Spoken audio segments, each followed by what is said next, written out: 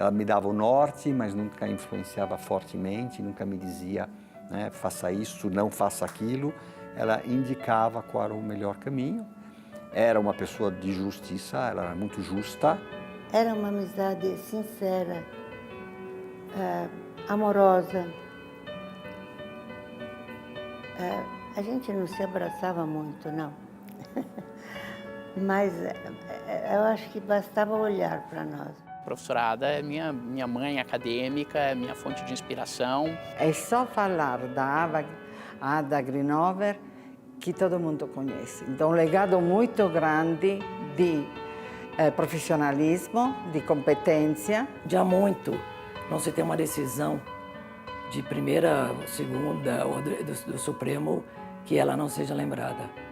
Portanto, ela é referência, foi e será com certeza para os operadores do direito, para aqueles que pretendem fazer justiça nesse país.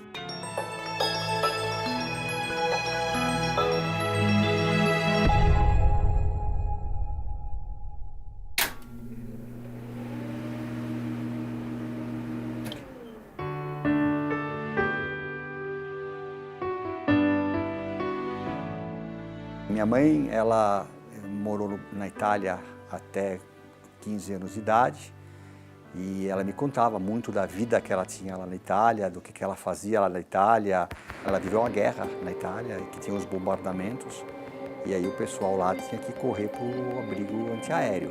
Ela morava numa casa em Milão e eram buracos no chão que ia todo mundo. Aí ela contava que o cachorro tinha medo das sirenes, né? E então ela tinha que tirar o cachorro para ir.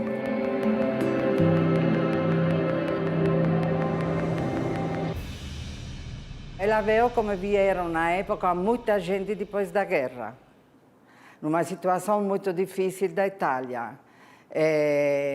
Teve a primeira imigração no começo do século e teve essa outra imigração que evidentemente eram pessoas que tinham algumas dificuldades em ficar lá depois da guerra.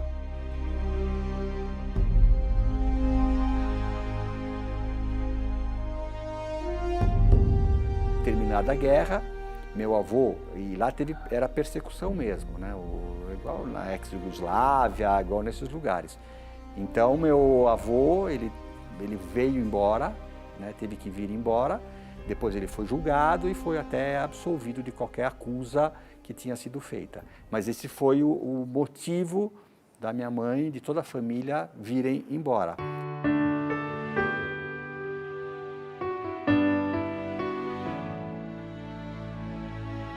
Eu lembro que eu estava na aula e como eu tinha chegado antes dela aqui no Brasil, me falaram, chegou mais uma compatriota.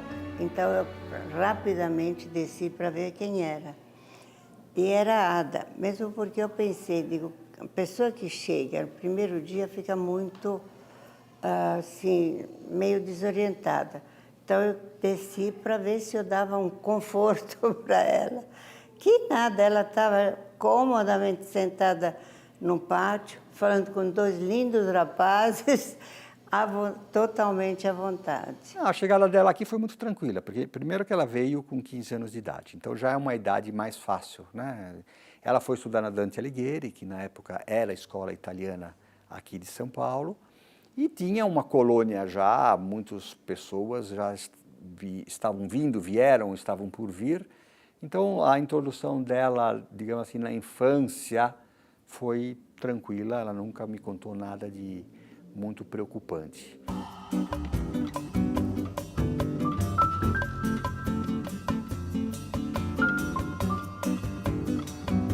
A professora Ada, no início do curso, logo chamou a atenção. Primeiro porque ela não era brasileira, era uma italiana que estava se naturalizando e que tinha conseguido uma façanha que muitos não conseguiam aqui no Brasil. Ela tinha chegado recentemente da Itália e tinha sido aprovada num vestibular que naquela época já era duro, para a Faculdade de Direito da USP. Da parte mais, né, acadêmica, universitária ou do trabalho, que ela teve algumas dificuldades a mais por ser mulher, não por ser estrangeira, por ser mulher. Porque nós estávamos invadindo um espaço que era exclusivamente masculino até aquela época, não é?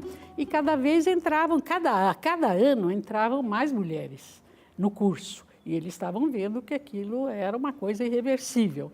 Então, o que corria entre os alunos e que nós levávamos na piada, é que nós estávamos aqui para arranjar marido.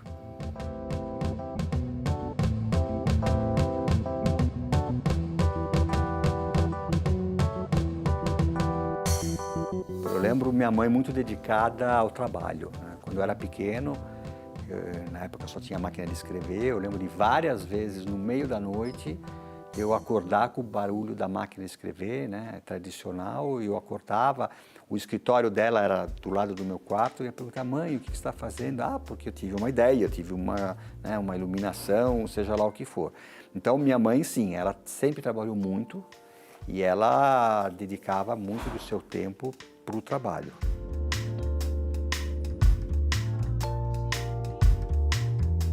A professora Ada, ela era uma professora diferenciada, sem dúvida. Ela era uma professora rigorosa, no sentido de ter um rigor científico. Ela era uma pessoa que, vamos dizer assim, tinha um método de ensino bastante técnico, com seleção prévia dos textos, escolha dos temas, leituras obrigatórias para as aulas dela. Nas próprias aulas era comum lembrar, por exemplo, a situação de um aluno que estava sentado, meio quieto e não participava muito. Ela falava: você, qual a sua opinião sobre esse tema? Então ela sempre procurou estimular com que os alunos pensassem, debatessem, discutissem, o que acho que reflete um pouco o próprio temperamento dela. Para quem estuda direito, quem estudou direito, a Ada é uma referência, né? Ela foi uma das primeiras pessoas a pensar no novo processo. Ela lutou muito para aumentar a legitimidade daqueles que provocam a justiça. Então, ela era uma pessoa pioneira, inovadora. Então, antes mesmo de conhecer pessoalmente a Ada, todo estudante de direito tinha contato, na minha época, com a obra da Ada, né? E ela assustava um pouco, porque é uma pessoa de ideias muito avançadas, pioneiras, criativas, né? Estávamos muito acostumados, durante o curso da Faculdade de Direito, a pensar sempre no direito brasileiro. Mas ela dava essa ideia de que o direito brasileiro estava inserido no direito europeu, ele podia ser comparado a outras escolas jurídicas. Então ela fazia questão de nós desenvolvermos o direito aqui no Brasil no mesmo passo que estava o direito internacional. Isso é muito importante, né? Ela trouxe, quer dizer, ela foi uma legisladora. A Ada, eu acho que a maior contribuição da Ada foi exatamente na atividade de criar leis, e leis modernas. Por exemplo, a lei de defesa dos interesses difusos na área do patrimônio público, seja ele o patrimônio cultural, seja o patrimônio ambiental. Também a preocupação que ela teve de atualizar a legislação brasileira no que diz respeito à proteção do consumidor. Enfim, a Ada era uma pessoa que estava sempre inquieta, sempre exigente, mas ela queria levar o direito brasileiro a ser um direito no patamar de outros direitos importantes do mundo inteiro.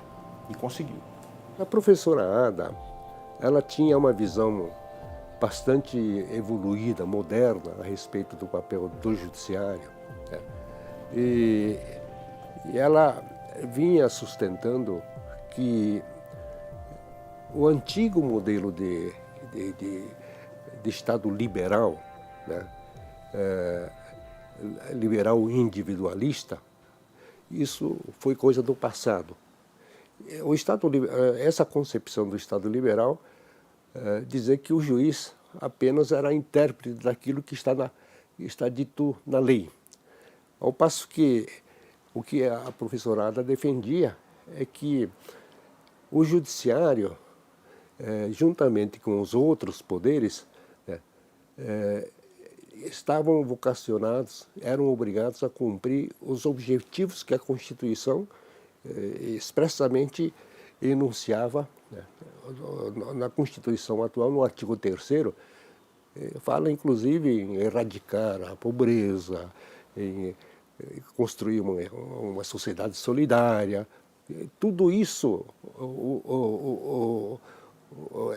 era função, papel de todos os poderes do Estado, inclusive do Judiciário. A professora Ada foi professora de inúmeras gerações de juízes e magistrados brasileiros, primeira coisa. E ela ensinou essa vontade de saber, essa vontade de se aperfeiçoar a muitas gerações de juízes, juízas, magistrados e magistradas brasileiros. Isso é extremamente importante. Eu não conheço nenhum daqueles que estudaram com a professora Ada, nenhum magistrado, nenhuma magistrada que estudou com a professora Ada, que não tenha esse prazer do conhecimento e que faça isso ser desenvolvido no seu trabalho de decidir as questões jurídicas. Ela coordenava, ela escrevia, ela encaminhava para o parlamento, ela ia aos parlamentares e explicar e conseguia conquistá-los com a edição de leis. As melhores leis processuais, com certeza, ela está presente. Ela fez parte da formação do próprio Código Civil brasileiro, do Código de Processo Civil, do Código do Consumidor e de uma quantidade enorme de leis que foram surgindo ligadas ao processo ou não, a lei das interceptações telefônicas, uma série de outras leis que foram surgindo em que ela era convidada a participar para elaborar a lei. Então ela já tinha, vamos dizer assim, um brilho próprio como legisladora, como autora de leis.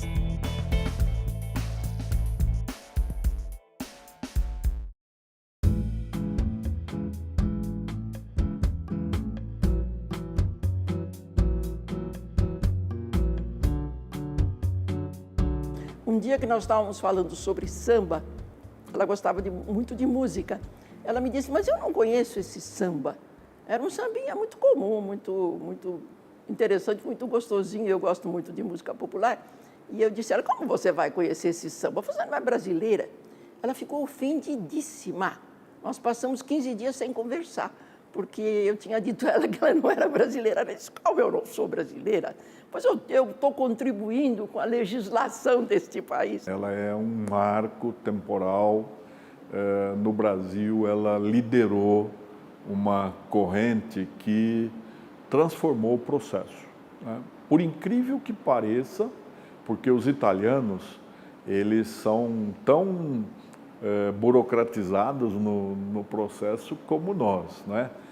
Herdamos muito deles.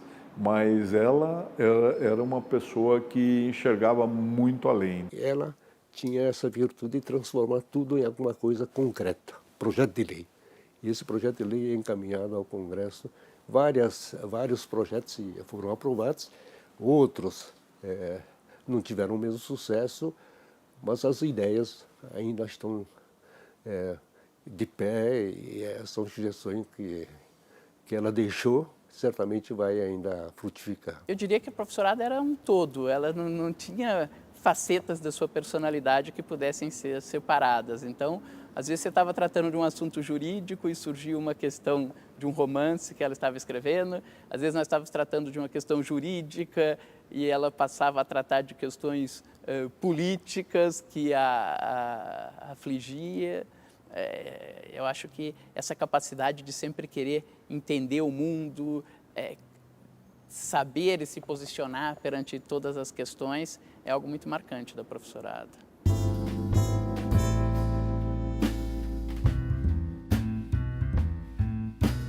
A professora Ada ela tinha um estilo diferente de comunicação, né? E isso se apresenta nos livros dela, não apenas nos livros técnicos, jurídicos, não é? Mas eu acho que talvez por ela ter essa vocação literária, isso também se ligava com a questão da originalidade. Então os textos dela, que são textos autobiográficos, são textos literários, são de contos, e esses textos são bonitos exatamente porque ela se liberava um pouco daquela pressão da disciplina, não é?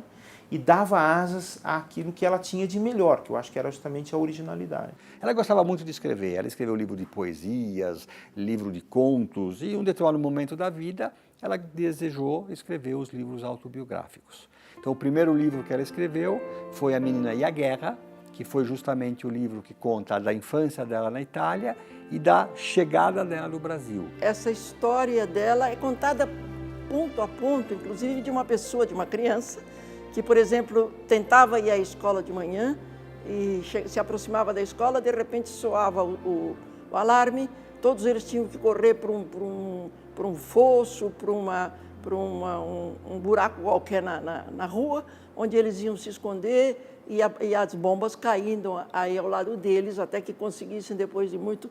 Inclusive, uma das vezes, ela está dentro de um bonde, e começa o bombardeio, ela estava indo para a escola, começa o bombardeio, ela desce do bonde e fica absolutamente no meio uma menina, absolutamente no meio da rua.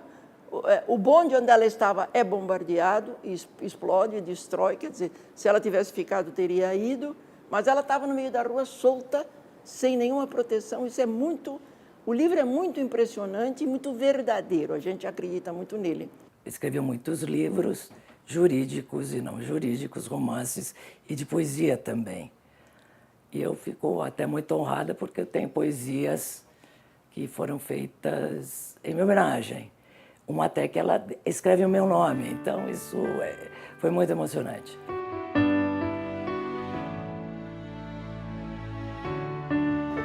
Ada Pellegrini Grinover foi eleita para a Academia Paulista de Letras na vaga de Idelma Ribeiro de Faria, que faleceu antes de tomar posse. E quem a saudou na posse foi o acadêmico Paulo José da Costa, que, ao ressaltar suas qualidades em sua área de trabalho, assim se referiu a Ada. Ao lado do valor da nova acadêmica, impõe-se notar seu espírito de luta e sua sede de saber. Essa atitude de falar sempre, ser dona da sua vontade, ter opinião forte, escondia uma mulher terna, uma mulher que estava sentindo talvez uma premonição de que ela também estaria ausente e que uma das funções da academia é manter essa imortalidade falaciosa, né, fictícia, que é você se lembrar daqueles que foram. A imortalidade para uma academia é você não se esquecer daqueles que estiveram aqui um dia.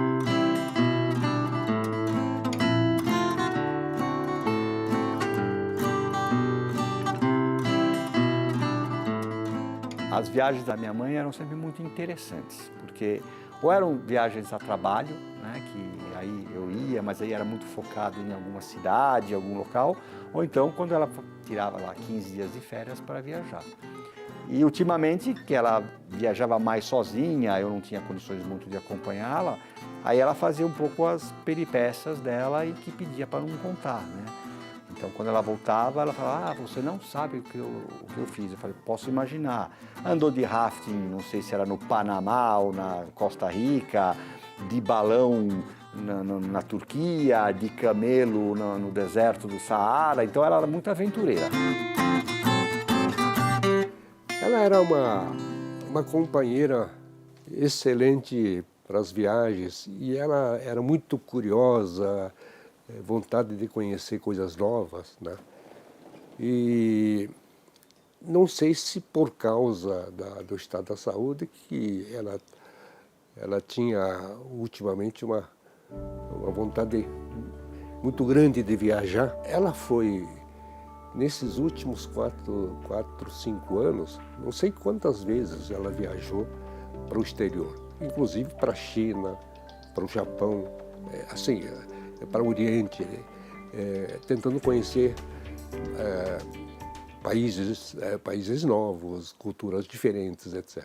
E o rafting foi o máximo. Ela contando, mas ela falou, talvez o rafting tenha sido um pouco violento demais. Eu imagino, mãe, eu fiz rafting na Itália, não gostei muito, eu imagino você fazendo rafting. Bom, ia para Foz do Iguaçu, pegava aqueles barquinhos que chegam praticamente embaixo, né, da cachoeira. Não, era tudo assim. Era muito ao extremo. Fomos, sei lá, Lençóis Maranhenses. E sobe a duna, e desce a duna, e pega a esquerda na duna, e entra na lagoa. E ela lá firmona. Então, o único problema da minha mãe é que, obviamente, o corpo não acompanhava a mente, porque por ela continuava fazendo, viajando, como se nada tivesse acontecido. Aí ela começou a ver que o corpo não acompanhava e começou a diminuir um pouquinho.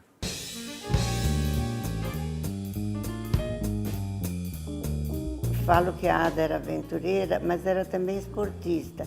Ela fazia parte lá do Clube Pinheiros. E ela corria 100 metros e ganhava. Aí, às vezes, o que ela fazia? Marta, quero treinar, corre um pouco comigo. Eu não corria tanto quanto ela, mas ajudava. Algumas décadas atrás, quando a gente ia para a praia, né, em São Sebastião, onde tinha casa, a gente até arriscava uma corrida na areia, mas aí ela ganhava sempre porque começava a dar risada, porque era muito engraçada, minha mãe correndo meio desengonçada, né? Eu ria e ela sempre ganhava as corridas. Gostava de ajudar todo mundo, sem ser, vamos dizer, sem se mostrar.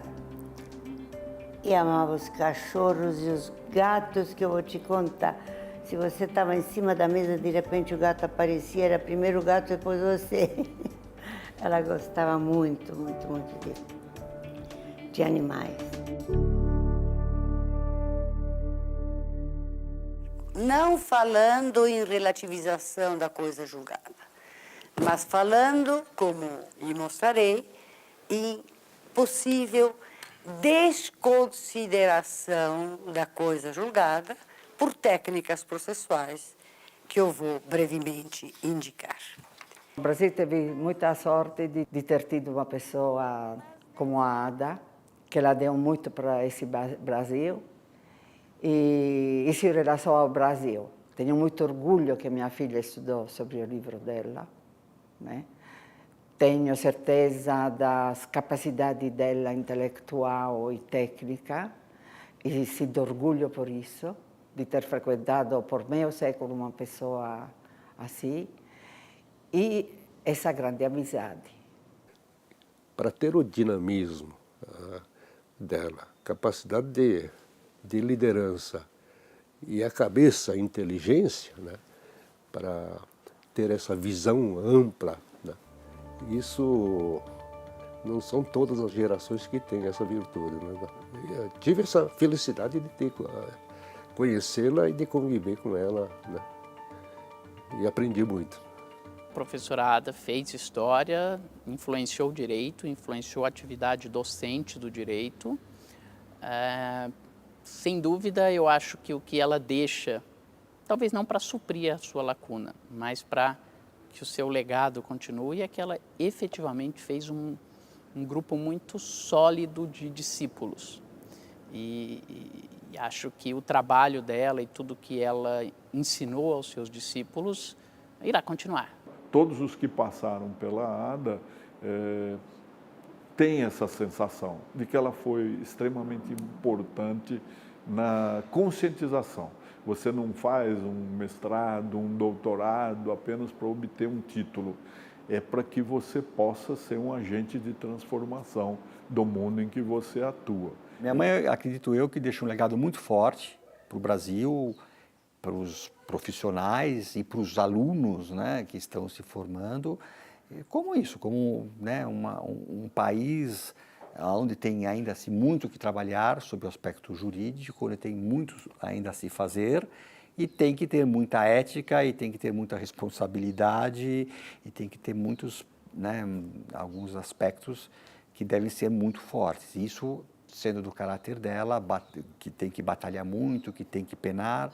Então, isso é um legado que ela deixa. Além do fato que é necessário estudar muito, se aprimorar muito no dia a dia.